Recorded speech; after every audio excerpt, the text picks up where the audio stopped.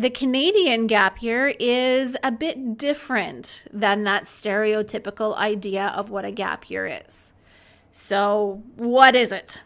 Now, first and foremost, a gap year can be seen as a tool.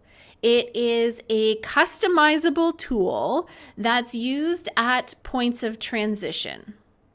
So anytime you are moving from one reality to another, a gap year might be a tool that will help you with that transition.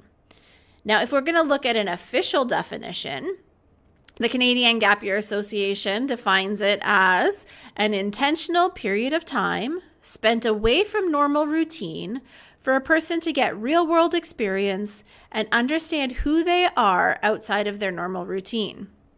Through experiential learning and new skill development, gappers have the opportunity to work, volunteer, travel, focus on their physical and mental well-being, and engage in activities that support their passions and interests and help provide clarity for life's next steps. So it's a long definition, but it gives us all of the essential points to what a gap year is. Let's talk about what the definition and what a gap year is not. So it doesn't say that a gap year is 12 months. Gap years do come in all shapes and sizes. And quite frankly, it's too bad that gap year has the word year in it. Often we refer to it as gap time because we see folks taking gap semesters or gap 8 months or gap 2 years. So it's not really time bound by 12 months. But it's a substantial amount of time for you to get out of your routine long enough to feel like this was a distinct part of your life. So a weekend gap year, not really a thing. A 2-week gap year, not really a thing, because those are going to fade away. We want this to be a substantial, distinct part of your life. You'll also notice that the definition doesn't say that it happens after high school. We see folks engaging in gap years at all ages and stages. 70% of the folks that come to us are coming right directly after high school, but 30% are coming at other times. Maybe they're mid-post-secondary education, or they've finished and they're going to go off to grad school but need a break. Or they've entered into their early career and found they are not feeling fulfilled and need to make an adjustment, or maybe even when you retire. So it's points of transition.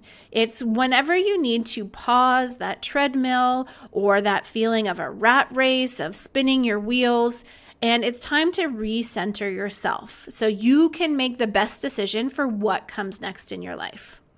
This could be leaving school, pausing a career, maybe entering into empty nestedness when your kids leave the house.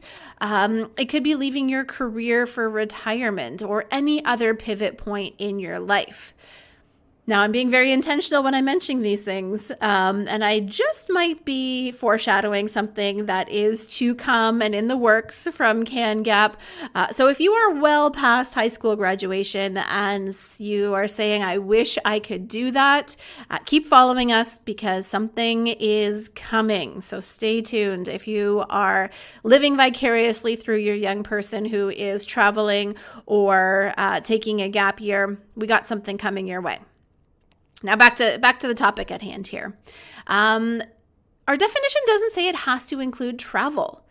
It is a common misconception that everybody travels on their gap year because that's the thing, that's the brag-worthy show-off thing. That's the thing that we have these sexy pictures of, showing us standing on a mountain or interacting with a different culture or eating a different type of food than we're used to.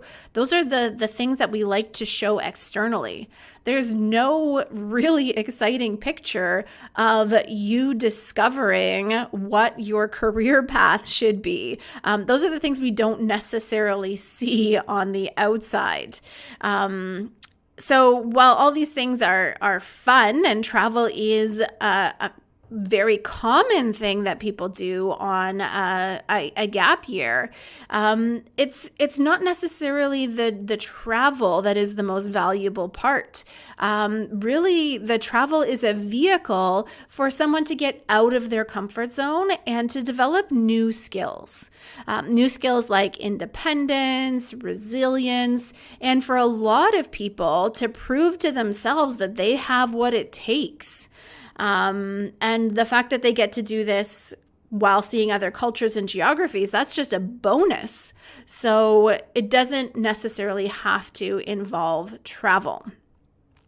It really is more about the experiential learning and the skill development that comes from all of these diverse activities you can do on your gap year, whether that's traveling, volunteering, working, participating in clubs, taking courses for interest, connecting with old friends, doing informational interviews with people from different career paths, spending time to earn money, taking up new hobbies, journaling, reading those books on your to-read list or watching those documentaries. Whatever it is, all of these experiences allow somebody on a gap year or gap time to develop new skills and to try something different.